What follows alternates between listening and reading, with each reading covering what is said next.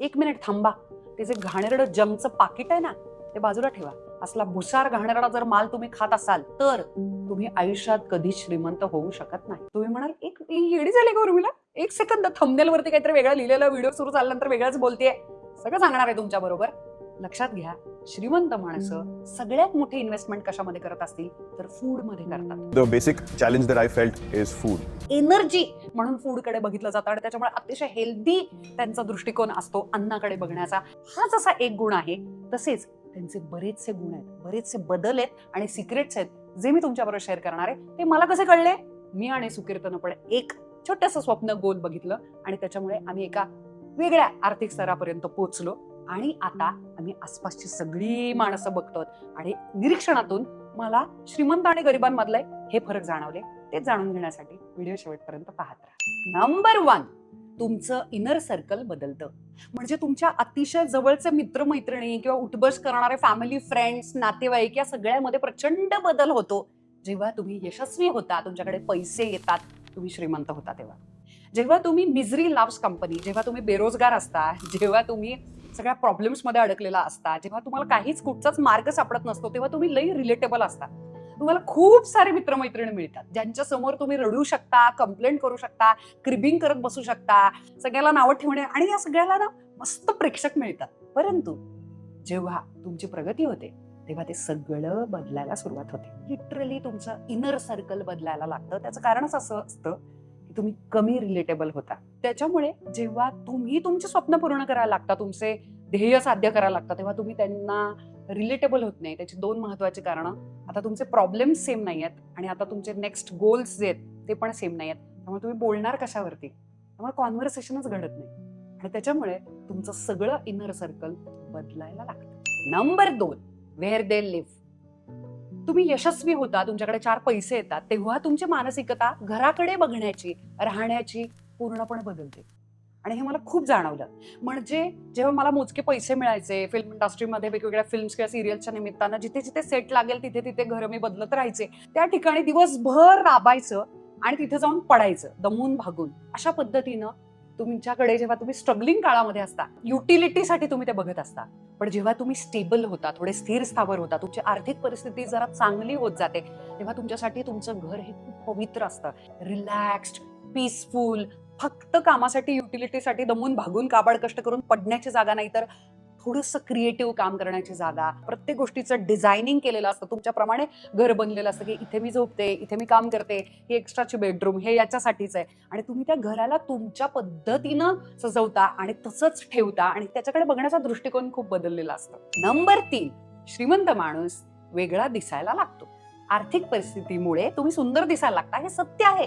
या जगामध्ये तुम्हाला कोणी काहीही सांगितलं तरी आपण खूप चांगल्या जवळच्या मैत्रिणी आहोत. त्याच्यामुळे आज मी तुम्हाला सांगते, you my friend, you are not ugly, you are just poor. कारण जरी तुम्हाला लई फॅशन सेन्स नसला, टेस्ट जरी नसले, तरी अख्खा शॉपिंग मॉल ते त्यांच्या वॉक इन वॉर्डरोब मध्ये ठेवू शकतात आणि त्याच्यामुळे त्यांना लुक्स तयार करता येतात. दुसरी गोष्ट म्हणजे, आणि तुम्ही स्टायलिस्ट हायर करू शकता, तुम्ही इमेज कन्सल्टंट हायर करू शकता आणि वेगवेगळे लुक्स तुम्ही क्रिएट करू शकता. त्यामुळे ते सतत टकाटक असतात. झोपताना, उठताना, खाताना, पिताना, घरात लोळताना त्यांच्याकडे सगळ्या पद्धतीच्या लाईफस्टाईलच्या प्रत्येक ऍक्टिव्हिटीसाठी कपडे असतात मुळात. दुसरा मुद्दा, चेहरा. परमेश्वरानं जेनेटिकली त्यांना जरी उत्तम चेहरा जरी दिला नसला तरी सुद्धा त्यांना ते पैसे घेऊन सर्जनकडे जाता येते. हा मोठा फरक आहे आणि हे सत्य आहे. कधीतरी सुंदर दिसणं हेच परवडत असल्यामुळे आर्थिक परिस्थितीनं बेताचा माणूस तसाच कधीतरीच बरा दिसतो.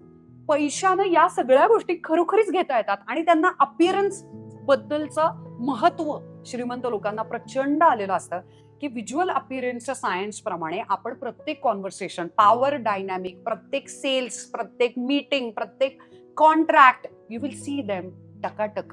इतके छान राहतात ते आणि स्वतःला इतके छान ठेवतात. जेव्हा ते पैसे कमवतात ते त्याच्यावरती खर्च करतात, दिसण्यावरती, अपिअरन्समध्ये ते इन्व्हेस्टमेंट करत असतात. हा मोठा फरक आणि बदल मला जाणवला.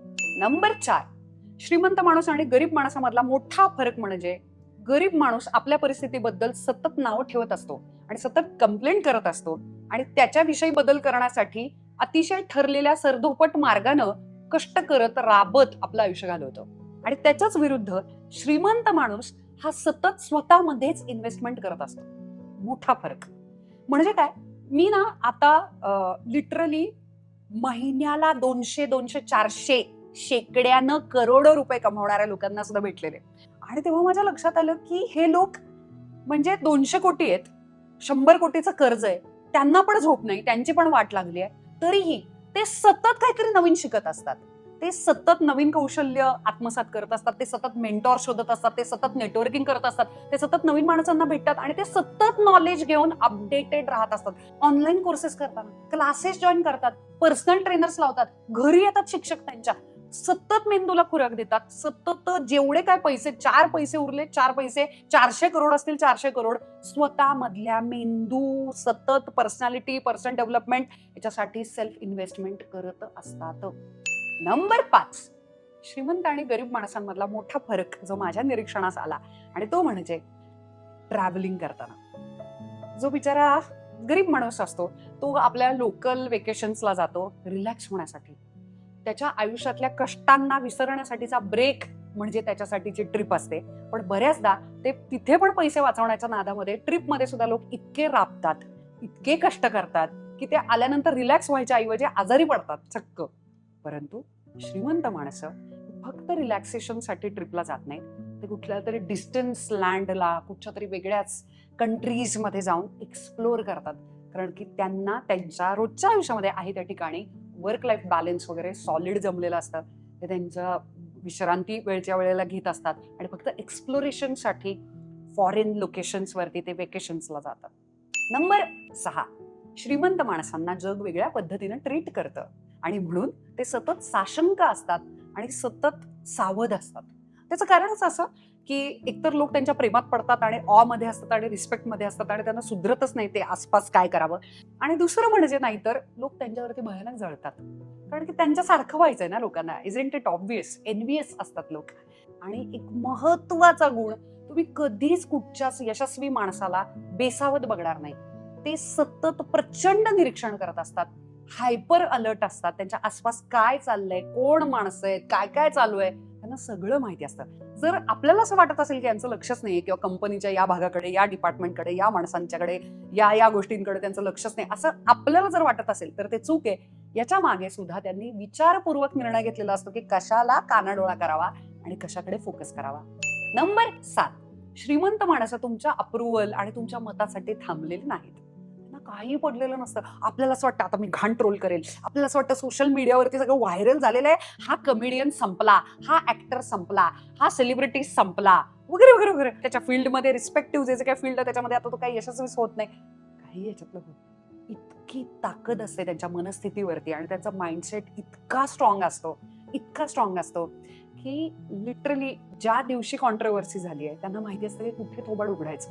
तोंडामध्ये घुसडवतात लोक वेगवेगळे मीडिया हाऊसेस आणि हे की तुम्ही याच्यावरचं ओपिनियन द्या. त्यांना माहिती आहे कधी शांत बसायचं. तुम्ही कधीही अतिशय तावातावानं चिडून स्वतःचं ओव्हर एक्सप्लेनेशन देताना शाहरुख खानला, अमिताभ बच्चनला, शरद पवारांना किंवा एखाद्या क्रिकेटरला कधी बघितलंय तुम्ही? कधी बघणार नाही तुम्ही, कारण त्याच्यावरची सुद्धा ऊर्जा ते घालवत नाहीत वाया. हे सत्य आहे.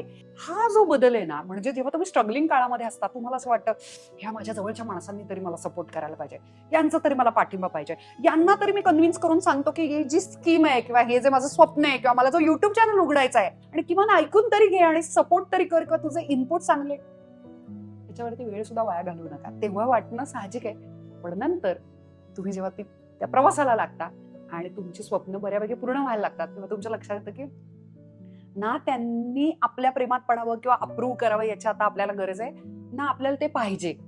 या सगळ्याच्या आपण पलीकडे गेलेलो. नंबर 8, श्रीमंत माणसं एक्स्ट्रा पैशांचा गोल नाही ठेवत. इतकं छोटं फालतू फडतूस नेक्स्ट गोल त्यांचं कधीच नसतं. छोटी स्वप्न बघण्यामध्ये म्हणजे PhD केलेले आपण सगळे होतो. म्हणजे small dream is a crime literally, पण आपल्याला ते कळतच नाही. आपल्याला ड्रीम बिग पण करता येत नाही. इथून आपले वांदेत सोशल मीडियावरचा कॉन्टेंट किंवा फनी असणं, कॉमेडी असणं कधीतरी ठीक आहे, छान मजेत, म्हणजे आपला पण अहंकार चिपला जातो आणि आपण आयुष्याला एवढं सिरियसली घेत नाही म्हणून पण ते छान आहे. परंतु सततच स्वतःला आपण जर पाडत राहिलो आणि या की आता गरीबाकडे भाजी भाकरी खायला, म्हणजे जेवणाच्या इन्व्हिटेशन मध्ये सुद्धा गरीब हा शब्द जर आपण वापरला तर इंद्रदेव खाली आला तरी आपल्याला श्रीमंत करू शकत नाही. त्यामुळे आपली बिलीव्ह सिस्टीम सुद्धा अशीच आहे की आपण काय असेच आहे तरी, मी काय रिकाम टेकडीच आहे, मी कुठे जाणार आहे, आमची काय सतत वाटलं नाही. नाही. आपल्याला आपल्या स्वप्नांची भीती वाटली पाहिजे का लोकांनी असं म्हणतं की याडा आहे का तू, आणि तेवढ्या मोठं होणार आहेस तू, तिथेपर्यंत जाणार आहेस, इतपत मोठं स्वप्न बघता आलं पाहिजे. आणि मला ते इतकं मोठा फरक जाणवतो ना श्रीमंत माणूस आणि गरीब माणसाकडे. श्रीमंत माणूस आहे ना, ऑलरेडी श्रीमंत झाल्यानंतरचे सुद्धा त्यांचे गोल्स अतिशय कॉम्प्लेक्स असतात. ते असं मग हा अकाउंटचा आकडा आहे बँकेचा, त्याच्यातला आता नेक्स्ट गोल ह्या अकाउंटचा नंबर इथपर्यंत पैसे गेले पाहिजेत. इतकं फालतू एमच नसतं. एंटायर लाईफचा ते विचार करतात की ओके, माझी स्पिरिच्युअल प्रोग्रेस आता नेक्स्ट काय झाली पाहिजे, माझ्या हेल्थ आणि याचे गोल्स, फिटनेसचे गोल्स माझे काय असतील, माझे घरातले माझ्या रिलेशनशिप्स मला मेंटेन करायचे, तर त्याच्याबरोबर मी काय काय करणार आहे, त्याच्यामुळे मला कोणाबरोबर हॉलिडेज प्लॅन करायचे, कसा कसा मला वेळ घालवायचा आहे माझ्या मुलांबरोबर वगैरे, माझ्या पेरेंटिंगचे नेक्स्ट गोल्स काय असले पाहिजे. त्यांचे प्रत्येक डिपार्टमेंटचे गोल्स त्यांचे तयार असतात. त्यामुळे त्यांना त्यांच्यासाठी त्यांच्या आवडीची त्यांना पाहिजे तशी लाईफ त्यांना क्रिएट करता येते. असल्या लेवलचे त्यांचे गोल्स असतात. नाहीतर आपण. Number 9, balance. सध्या तर इतकं कॉन्ट्रोवर्शियल झालं ना हा शब्द, सगळ्या पॉडकास्टमध्ये वगैरे सगळे हे काय वर्क लाईफ बॅलेन्स वगैरे खोटं असतंय पासून इतक्या गोष्टी ऐकल्यात ना. मुळात आहे ना, वर्क आणि लाईफ हे वेगवेगळं नाहीच आहे ना. लक्षात घ्या तुम्ही, दोन्हीकडून आनंद मिळाला पाहिजे, दोन्हीकडे आपण वर्तमानामध्ये हजर असलो पाहिजे, आणि त्याच्यामुळे दोन्हीकडे जॉय आहे. मरमर मरेल न आवडीच्या कामामध्ये, आणि मग शनिवार रविवार दारू पिऊन पार्ट्या करून पडेन, आणि तेवढाच एक जॉय आहे. हे बायफर्गेशन झाल्यामुळेच कुठेतरी चुकतंय, हो की नाही. तुम्ही जेव्हा फाटके असता अशा अवस्थेमध्ये तुम्ही तुमच्या स्वप्नांविषयी स्टेप्स, दिशेसहित की कष्ट करायचे सातत्यानं, आणि त्याची दिशा, आणि त्यासाठी कोणाचं मेंटॉरिंग लागणार आहे, काय काय कोर्सेस, क्लासेस, डिग्री, शिक्षण, माणसं, नेटवर्किंग, जे काय, ह्या सगळ्याचा विचार करून ऑब्सेस्ड व्हावं लागतं तुम्हाला. ओके, ऑब्सेस्ड हा शब्द आहे. म्हणजे ऑब्सेस्ड होण्यामध्ये बॅलन्स जातोच किंवा थोडासा. तेव्हा तुम्ही जर असं म्हणाल की एक मिनिट, याच्या बरोबरीला माझे मित्रमैत्रिणी माझ्यासाठी तेवढेच महत्वाचे आहेत, त्याच्यामुळे आउटिंग्स, पार्टीज, नाईट आउट हे सगळं मला हवंय, आणि त्यालाच वर्क लाईफ बॅलन्स. तुम्ही कुठेही पोहोचणार नाही यानं. याच्याविषयीची चर्चा एकदा काही गोष्टी अचीव्ह केल्यानंतर मग करायची असते. उर्मिला, तू कशी काय मॅनेज करतेस ग वर्क लाईफ बॅलन्स, हा प्रश्न मी जेव्हा बॅलन्स सुद्धा टिकवू शकत नव्हते, बँकेचा सेव्हिंग मधला 5,000 रुपये सुद्धा माझ्याकडे नव्हते, तेव्हा मला कोणी येऊन विचारलेलं नाही, कारण की सगळ्यांना माहिती होतं की अगं तू वेड लागल्यासारखं काम करायला पाहिजे, तुझ्या स्वप्नांच्या मागे लागलं पाहिजे, तुझा कसला आलाय बॅलन्स आयुष्यामध्ये. आता काही गोष्टी मिळवल्यानंतर, कुठेतरी एका पॉइंटला पोहोचल्यानंतर, आता मला लोक प्रश्न विचारतात की how do you manage work and life. थोडक्यात काय, बॅलन्स विषयीच्या गप्पा आणि चर्चा, आणि नंतर खरोखरीचा बॅलन्स कधी साधता येतो, लिटल जॉईस कधी शोधता येतात, की मला माझ्या बाळाबरोबर मज्जा करायची आहे, त्याला आंघोळच घालत बसायची आहे तासभर, मला वेळ काढायचा आहे याच्यामध्ये त्याच्यामध्ये, यानं मला आनंद मिळतो वगैरे वगैरे. हे सगळं बारीक बारीक बारीक बारीक याच्यासाठीचा जो वेळ आहे, जो तुम्ही अफोर्ड करू शकता, त्याच्यासाठी आधी ऑफ बॅलन्स होऊन, ऑब्सेस्ड होऊन तुमची स्वप्न पूर्ण करावी लागतात. एका पॉइंटला एका आर्थिक स्तरावरती जावं लागतं, आणि मग तिथे पोचल्यानंतर तुम्ही तो बॅलन्स परत एकदा साधू शकता. तोपर्यंत obsession is the key. Number 10, स्वातंत्र्याची व्याख्या बदलते. जेव्हा आपण गरीब असतो तेव्हा आपल्याला असं वाटतं की फ्रीडम म्हणजे काहीच न करणं. भेंडी, माझ्याकडे इतके पैसे येतील ना, टांगड्या वरती करून मी जे काही पडून राहील ना, आयुष्यात मला काहीच काम नाही करावं लागणार, याला आपण फ्रीडम म्हणतो. हे अजिबात खरं नाहीये. खऱ्या स्वातंत्र्याची, फ्रीडमची व्याख्या अशी आहे, मी काहीही केलं, कोणताही पर्याय निवडला, याच्यात काम करेलच, नाहीच करणार, हे प्रोजेक्टच नाही करणार, ब्रेकच घेईल, अशाच पद्धतीचं काम करेल, याच कंपनीत जाईल, अशाच पद्धतीचे फायनान्शियल डिसिजन्स घेईल वगैरे वगैरे. तुम्ही काही जरी केलं तरी सुद्धा त्याच्या निर्णयांशी तुम्हाला काही घेणं देणं नाहीये, कारण तुम्हाला फारसा फरकच नाही पडणार आहे. याला फ्रीडम म्हणतात. हे जे मला करून बघायचंय, ह्याची जी ट्रायल आहे, म्हणजे कॅज्युअली एखादा व्यवसाय सुरू करायचा, त्याच्यासाठी कॅज्युअली जे काही माझ्याकडे भांडवल आहे, 5-10 करोड 50 करोड जे काय त्याच्यासाठीचं जे भांडवल आहे ते माझ्याकडे असणं, याला फ्रीडम म्हणतात. त्याच्या परिणामांची सतत भीती, सतत ओझं, सतत फायनान्शियल क्लाउड जो डोक्यावरती असतो, आणि त्याच्यामध्ये जे सगळा जो ताण आहे आणि जे वजन आहे, त्याच्या अंडर घेतले जाणारे निर्णय, याला अजिबात स्वातंत्र्य म्हणत नाहीत. आणि म्हणूनच मला मोठा फरक जाणवतो. फायनान्शियल लिटरसी, प्रत्येक जण आर्थिक गणितात, फायनान्समध्ये अजिबात हुशार नसतो. मी त्याच्यातलं एक मोठं सुंदर उदाहरण आहे. पण आज मला माझ्या इन्व्हेस्टमेंट्स माहिती आहेत. जरी मी प्रत्यक्षात करत नसले आणि त्याच्यासाठी माणूस नेमलेला असला, तरी मला माहिती की कुठे कुठे काय काय चाललंय. अतिशय बोरिंग आहे ते, पण मी ते शिकतेय. आणि म्हणूनच हा मोठा फरक आहे. फायनान्शियल लिटरसी, टॅक्स बद्दलची माहिती, आणि खरा फ्रीडम हा श्रीमंत लोकांना कळलेला आहे. आणि याच्याविषयी तुम्ही जितके आर्थिक नियोजनाबद्दल अडाणी असाल तेवढे तुम्ही सतत, तुम्हाला एखादं जे हंडा असतो त्याला समजा जर होल असेल, ओके, किंवा काय म्हणूयात आपण चाळणी, किती त्याच्यामध्ये पाणी टाका, त्याला इतके होल आहेत की ते कधीच भरलं जात नाही. तसं म्हणजे फायनान्शियल इलिटरसी. तुम्हाला कळतच नाहीये कुठे कधी कसा पैसा वाचवायचा आणि कशा पद्धतीने इन्व्हेस्टमेंट करायचे. त्यामुळे तुमचे सतत पैसे फक्त जात राहतात, खर्च होत राहतात. तुम्ही शेवटपर्यंत व्हिडिओ पाहता आणि म्हणूनच तुमच्यासाठी एक बोनस पॉइंट. मी खूप मोठ्या बिझनेस टायकून्स, गव्हर्नमेंट कॉन्ट्रॅक्टर्स, मॅन्युफॅक्चरिंग इंडस्ट्रीजचे मालक सगळ्यांना मी बघितलेले, स्त्रिया, पुरुष, यंगस्टर्स, पुढची पिढी कशी मॅनेज करते सगळं मी स्वतः, आता मी आणि सुकीर्त जेव्हा त्यांच्याबरोबर उठबस थोडीफार करायला लागलेलो आहोत तेव्हा त्यांचं निरीक्षण करून आता आम्हाला जे जाणवतंय मोठा फरक. यशस्वी माणूस असतो, श्रीमंत माणूस असतो ना, तो जेन्युअनली सतत क्युरियस असतो, नम्र असतो, आयुष्यभराचा विद्यार्थी असतो आणि त्याला भूक लागलेली असते माहिती आणि नॉलेज गोळा करण्याची. आणि आम्ही बघितलंय जितका माणूस मला जाणवलंय आर्थिक परिस्थितीनं बेताचा, तेवढा तो इतका स्टबन असतो, इतका रिजिड असतो आणि त्याला असं वाटतं या जगातलं सगळं नॉलेज मला आहे आणि मला कोण अक्कल शिकवणार आहे. कोणीच. त्याच्या कलिग्सचं तो ऐकत नाही, त्याच्या आईवडिलांचं तो ऐकत नाही, त्याच्या बॉसेसचं तो ऐकत नाही, चांगल्या थोड्या मोठ्यांचा सल्ला घेण्यासाठीचं त्याचं माइंड ओपन नसतं, त्याला मेंटॉर्स नसतात. तो ऑनलाईन कोर्सेस, नॉलेज, जे 4 पैसे मिळेल, लक्षात घ्या तुम्ही, तुमचा पगार अतिशय बेताचा का असेना, 4 रुपये तुमच्याकडे, ते 4 रुपयातलं मी 1 रुपयामध्ये पोट भरेन, मी वस्तू कमी विकत घेईन, मी कमी गोष्टींच्या मध्ये, मी जी खोटी सोशल मीडियावरची लाईफस्टाईल आहे ती दाखवण्यापेक्षा मी खरा श्रीमंत होण्यासाठी, खऱ्या अर्थाने यशस्वी होण्यासाठी मी अपग्रेड करेन स्वतःला.